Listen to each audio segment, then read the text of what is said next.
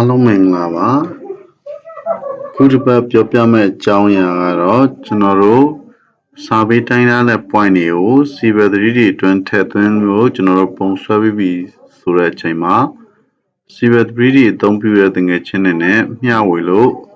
ပြဿနာမရှိတော့လဲရိုးရိုး AutoCAD ပဲအသုံးပြုတဲ့တကယ်ချင်းတွေသို့မဟုတ် robot ကိုင်ဖက်တွေနဲ့မျှဝေဖို့ဆိုရင်တော့အနည်းငယ်အခက်အခဲရှိပါတယ်ဥပမာဆိုပါစို့ကျွန်တော်တို့Civil 3D အတွင်းထဲမှာကျွန်တော်တို့ survey တိုင်းထားတဲ့ point တွေထည့်သွင်းလိုက်တဲ့အချိန်မှာရရှိလာတဲ့ဟာကသာမန် AutoCAD point မဟုတ်ဘဲနဲ့ Coco point အနေနဲ့ရရှိတာဖြစ်ပါတယ်အဲဒီ point တွေကိုသာမန် AutoCAD မှာဖွင့်ကြည့်မယ်ဆိုရင်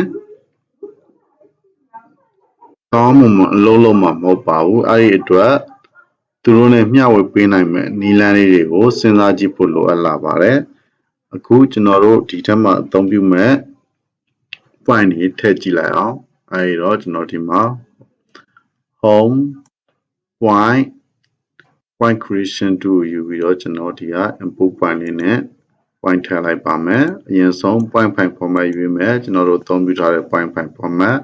ဒီမှာတော့ PNEZD ပေါ့နော် PNEZD comma delimited ရွေးပြီးသွားရင်ကျွန်တော်ညာဘက်ကပေါင်းလက္ခဏာလေးကိုနှိပ်ပြီးတော့ point file ရှိတဲ့နေရာကိုသွားပါမယ်ဒီမှာတော့ကျွန်တော်ဒီ go2 ဆိုတဲ့ file လေးကိုသုံးမယ် open ပြီးသွားရင်ဒီမှာ OK နှိပ်လိုက်တယ်ပေါ့နော်ဟုတ်ပြီအဲဒါဆိုတော့ point တွေထည့်ပြီးသွားတဲ့အချိန်မှာကျွန်တော်ဒီမှာ zoom extend လုပ်လိုက်ပါမယ်ဒါဆိုကျွန်တော်တို့ထည့်ထားတဲ့ point တွေတွေ့ရမယ် point တွေစီကိုကျွန်တော် zoom ဆွဲကြည့်မယ်ဒီမှာတော့တာမန်ရိုးရိုး basic style ပေါ့နော်အဲဒါဆိုတော့ဒီက point နံပါတ်လေးတွေ elevation လေးတွေဖော်ဖို့အတွက် prospector point group all point ပေါ်မှာ right click ထောက်ပြီးတော့ properties ဝင်လိုက်ပါမယ်ပြီးသွားရင် point label style မှာ point elevation description ဆိုတာလေးကိုယူပြီးတော့ OK နှိပ်လိုက်မယ်ဒါဆိုရင်ကျွန်တော်တို့ဒီမှာ point နံပါတ်ရှိမယ် elevation ရှိမယ်အောက်ဆုံးကတော့ point code ပေါ့နော်နည်းနည်းကြည့်ရအဆင်ပြေသွားအောင်ထပ်နေတဲ့နေရာလေးတွေပါကြည့်ရအဆင်ပြေအောင်လို့ scale လေးကိုတစ်ဝက်လောက်လျှော့လိုက်မယ်ဒါလေးမလိုတော့တဲ့အတွက် create point toolbar ပိတ်လိုက်မယ်နော်ဟုတ်ပြီအဲဒါဆိုတော့ဒီ point တွေအကုန်လုံးကိုကျွန်တော်တို့ကဆိုပါစို့ block ကြီးတစ်ခုအနေနဲ့ဖွဲ့ပြီးတော့မျှဝေမယ်ဆိုရင်လည်းအဲဒီ block ကိုပြန်ဖွဲ့လိုက်ရင်ပြန်ခွဲထုတ်လိုက်မယ်ဆိုရင်ဒီဟာ Google point အနေနဲ့ပဲရမှာဖြစ်တဲ့အတွက်သာမန် AutoCAD အသုံးပြုတဲ့လူမှာအဆင်မပြေနိုင်ပါဘူးအခုဒီမှာကျွန်တော်တို့ cursor တင်လိုက်တာနဲ့ Google point ဆိုပြီးတော့သူနဲ့သက်ဆိုင်တဲ့ point နံပါတ်တွေ layer တွေ point code တွေ NEZ တန်ဖိုးတွေတွေ့ရမယ်နော်အဲ့လိုပဲဒီ point ကို click လုပ်လိုက်မယ်ဆိုရင်လည်းဒီအပေါ်မှာ contextual tab မှာ Google point ဆိုပြီးတော့သူနဲ့သက်ဆိုင်တဲ့ command လေးတွေတက်လာတာတွေ့ရမယ်အဲဒါဆိုတော့လက်တွေ့စမ်းကြည့်အောင်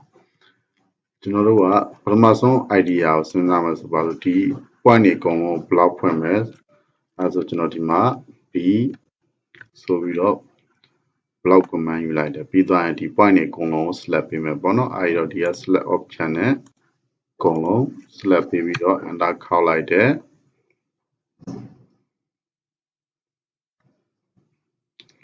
ပြီးသွားရင်ဒီမှာနာမည်ပေးလိုက်တယ်ပေါ့နော် 4 point ဆိုပြီးတော့ HP ဆိုပြီးကျွန်တော်ပေးလိုက်မယ်ပြီးရင် OK အဲဒါဆိုတော့အကုန်လုံး block ဖြစ်သွားပြီအကုန်လုံး block ဖြစ်သွားတဲ့အတွက်ဒီမှာ all point မှာကျွန်တော်တို့ဒီ all point property ထဲမှာသွားကြည့်မယ်ဆိုရင်ဘာမှမတွေ့ရတော့ဘူးเนาะ block ထဲမှာအကုန်ရောက်သွားပြီဖြစ်တဲ့အတွက်အဲဒါဆိုဒီ block ကိုကျွန်တော်တို့ဒီအတိုင်းမျှဝေမယ်ဆိုရင်သူကပြန်ပြီးတော့ AutoCAD မှာ explode လုပ်လိုက်တယ်ဆိုပါစို့သို့မဟုတ် explode လုပ်တယ်ဆိုရင်ကျွန်တော်တို့ဒီ Google point အနေအထားပဲပြန်ရမှာဖြစ်တယ်အဲဒါဆိုတော့ဒါကို explode ပြန်လုပ်လိုက်မယ်เนาะ explode command ခေါ်ပြီးတော့ကျွန်တော်ဒါကိုပြန်ပြီးတော့ explode ထုတ်လိုက်မယ်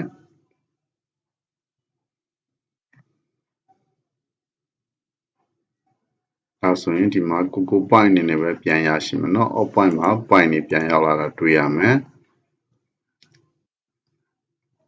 point တွေအများကြီးပြန်တွေ့ရမယ်เนาะအဲဒါဆိုတော့အဲ့လိုမဟုတ်ဘဲနဲ့ဒီ point တွေကိုပဲအကုန်လုံး explode ခွဲပြီးတော့ပို့ရင်ရောအဲ့လိုပို့ရင်လည်းရတယ်သို့တော်လည်းခြားနားချက်လေးတော့ရှိမှာပေါ့နော်အဲ့ဒါဆိုတော့ဒီမှာကျွန်တော် explode ထပ်ခွဲမယ် explore ဆိုပြီးတော့ဒီ point တွေအကုန်လုံး block မဖွဲ့ဘဲနဲ့ explore လုပ်လိုက်မယ်အဲ့လို explore လုပ်လိုက်တဲ့အချိန်မှာကို point တွေကို explore လုပ်လိုက်တဲ့အချိန်မှာကျွန်တော်တို့ကို point တွေက explore လုပ်လိုက်တဲ့အချိန်မှာဆိုရင်သူက block reference အနေနဲ့ပြန်ပြီးတော့ရရှိတယ်အဲဒီတော့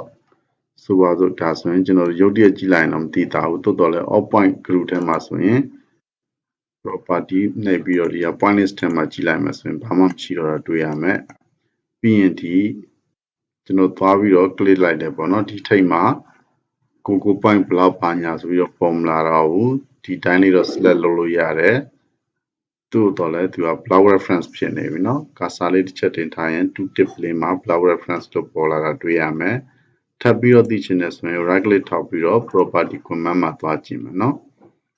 သူနဲ့သက်ဆိုင်တဲ့ x y z တွေ့မယ် scale တွေ့မယ်နောက်မှာ block name တွေ့မယ်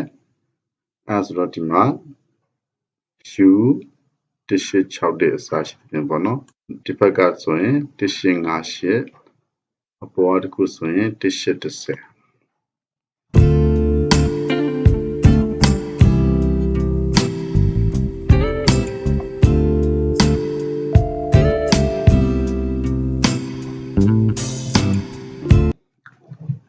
ဒါဆိုတာမန် AutoCAD block ဖြစ်သွား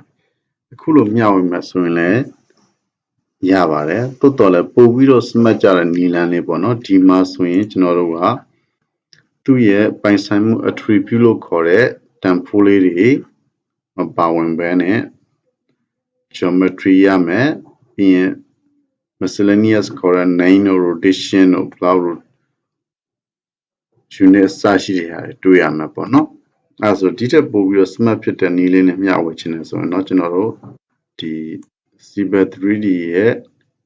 လောက်ဆောင်ချက်ဖြစ်တဲ့ point command ထဲက create block from coco point ဆိုတဲ့ command လေးကိုအသုံးပြုပြီးတော့လောက်ဆောင်လို့ရတယ်အဲဒီ command အသုံးပြုနိုင်ဖို့အတွက်ကျွန်တော်ဒီမှာ undo လေးပြန်ခေါ်လိုက်မယ်နော်ဒီတာမန် AutoCAD အမည်မရှိတဲ့ block တွေစပေါ့နော်အမည်သူဒီ random ရတဲ့အမည်တွေအစားသူနဲ့သက်ဆိုင်တဲ့တသက်မမှတ်အမည်လေးနဲ့ရမယ်ပို့ပြီးတော့ smart ဖြစ်တဲ့နည်းလမ်းလေးကိုစမ်းဖို့အတွက်အခု undo ပြန်ခေါ်လိုက်ပါမယ်အဲဒီတော့ဒီထိပ်ကဒီပါလေးကိုသွားပြီးတော့ကျွန်တော် undo ခေါ်မယ်ကိုလိုချင်တဲ့အထိပေါ့နော်ဒီအောက်က explode ထိ explode မလုပ်ခင်အနေထားထိ undo ခေါ်လိုက်မယ်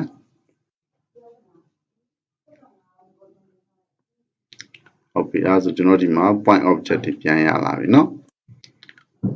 click လိုက်မယ်ဆိုရင် property မှာ coco point ကိုတွေ့ရသလို contextual tab မှာလည်း coco point ဆိုပြီးတော့ contextual menu လေးပေါ်လာတာတွေ့ရမယ်ဟုတ်ပြီအဲဆိုတော့ဒီ Civil 3D လောက်ဆောင်ချက်လေးအသုံးပြုအောင် home tab create ground data panel ထဲက point ကိုသွားပြီးတော့ create blocks from coco point ဆိုတာလေးကိုကျွန်တော်ယူလိုက်ပါပြီဒါဆိုရင်သူနဲ့သက်ဆိုင်တဲ့ dialog လေးတက်လာမယ် filter အသုံးမပြုဘူးဖြစ်တဲ့အတွက်ဒီမှာ none ကိုပဲရွေးထားတယ်သူ့အတိုင်းလေးဆင်ပြေတယ်เนาะပြီးသွားရင်ဒီက block creation မှာ make new block ပေါ့နော်သူကဒီမှာဒီ point ဆိုတဲ့အမည်နဲ့ block အမည်နဲ့ block တစ်ခုတည်းပဲတိုးတော်လဲပိုင်ဆိုင်မှု attribute တွေအများကြီးနဲ့ရမယ်เนาะအမျိုးမျိုးနဲ့ရမယ်အဲဆိုတော့ block layer ဒီမှာက0ဖြစ်မယ်အဲဒီတော့ကျွန်တော်တို့က block layer ကို0မထားချင်ဘူးဆိုရင်တည်တံ့ layer တစ်ခုလိုချင်တယ်ဆိုရင်ကျွန်တော်ဒီမှာ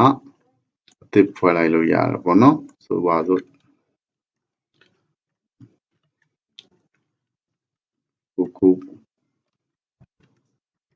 ကိုနာမည်နဲ့ဖွဲ့လိုက်မယ်နော်ကို point ကို block ပြောင်းထားတာဆိုတော့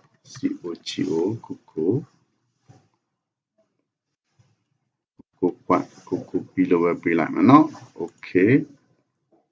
အဲဆိုတော့ဒီမှာကိုပြီး layer ထဲမှာကျွန်တော်တို့ကဒီ block ကိုထားမယ်နော်ပြီးရင် okay နှိပ်လိုက်မယ်ဟုတ်ပြီအဲဆိုတော့ command လေးစတက်လာခဏစောင့်လိုက်မယ်နော်အဲဆိုတော့ဒီမှာအဖြူစက်လေးတွေတွေ့မယ်ဒါလေးတွေကကျွန်တော်တို့ရဲ့ block reference ဖြစ်သွားပါပြီသူ့ရဲ့မူရင်း Civil 3D object လည်း BMC Shineme General Smart Petty Object Cole, Block Object Cole Yama, but not in miscellaneous man, name point. So we are doing now. I am a 2 year attribute, so we are doing plot point, so we elevation, point name, point code, description in a yashiba man. Penny hour, per point over what like bono. Point block name out of point me, total by some attribute here. The sign up point like Matuni Yashi out to have man. As a Puvido Yassishan to our genoti, all point ho. Not ဖြောက်ထားလိုက်မယ်เนาะဒီက businessman နဲ့ပြီးရင် point stand ကိုလည်း nan ပြန်ရွေးထားလိုက်မယ်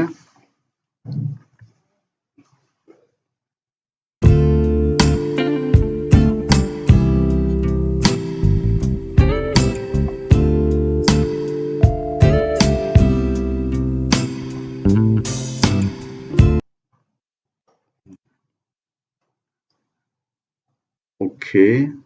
ပြီးရင် region လောက်ကြည့်မှာပေါ့เนาะမပြဘူးတကယ်တော့မပြဘူးဆိုရင်ဒီက override value လေးကိုသွားလိုက်เนาะ override မှာ style ရော point လေးပဲ style ရော override လုပ်မယ်ဆိုပြီးတော့အမှန်ချစ်လေးထည့်ပေးလိုက်ပါအဲဆိုရင်ကျွန်တော်တို့ဒီအခုဖန်တီးထားတဲ့ point block ကိုပဲတွေ့ရမယ်အဲဆိုဒီမှာကျွန်တော် point thinking တရားလေးကသေးနေတယ်ဆိုရင်ကျွန်တော်တို့ထုံးစံတိုင်းပဲ TTP type ဆိုပြီးတော့ရိုက်ခေါ်ပြီးတော့ကိုလိုချင်တဲ့ point style ပြောင်းလို့ရတယ် site point site တွေပါရတယ်ဒီမှာပြောင်းလို့ရတယ်ပေါ့နော်ခုတော့ဒီတိုင်းလေးပဲထားလိုက်မယ် point style လေးပဲပြောင်းလိုက်တာပေါ့ဟုတ်ပြီအဲဆိုတော့သူကဒီမှာခုလို attribute သူနဲ့သက်ဆိုင်တဲ့ attribute တွေရလာတဲ့အချိန်မှာကျွန်တော်တို့ attribute layer လည်းတည်တံ့ရလာပါတယ်ဒီက layer property ကိုတစ်ချက်ဝင်ကြည့်မယ်ဆိုရင်သူဒီမှာပြထားတဲ့အတိုင်းပေါ့နော် property မှာကြည့်မယ်ဒီက လောက်လေးကို select ပေးပြီးတော့ property မှာကြည့်မယ်ဆိုရင် elevation layer ရှိမယ် point layer ရှိမယ် text layer ရှိမယ်เนาะသူရဲ့ attribute name တိုင်းပဲရရှိမယ်အဲဆိုတော့ကျွန်တော်ဒီမှာ D ဆိုပြီးတော့တစ်ချက်နဲ့လိုက်ရင်ဒါ description layer တကယ်လို့ကျွန်တော်တို့ကမျက်စိရှုပ်တဲ့ description ကိုမကြည့်ဘူးလိုချင်ဘူးဆိုရင်ဒီမှာ description layer ကို lay off လုပ်လိုက်တာ ਨੇ ကျွန်တော်တို့ရဲ့ point code တွေအားလုံးပျောက်သွားပါပြီအဲ့ဒါမှမလို့ချင်သေးဘူးဆိုရင်ကျွန်တော်တို့ကဒီမှာ elevation layer ကိုပိတ်ချင်တယ်ဆိုရင်ဆက်ပိတ်လို့ရတယ် point layer ကိုပိတ်မယ်ဆိုရင်ဆက်ပိတ်လို့ရတယ်ဒီကလုံးဝ point သင်္ကေတကြီးပါမလို့ချင်ဘူးဆိုရင်တော့ကျွန်တော်တို့ဒီကဖန်တီးထားတဲ့ကို layer ပေါ့နော်ကို layer ကိုပါပိတ်လိုက်လို့ရပါတယ်တစ်ခုချင်းစီအဖွင့်ပိတ်လို့ရတယ်လို့ block အမည်တစ်ခုတည်းနဲ့ attribute မတူညီတဲ့ပိုင်ဆိုင်မှုတန်ဖိုးတွေနဲ့ရရှိမှာဖြစ်ပါတယ်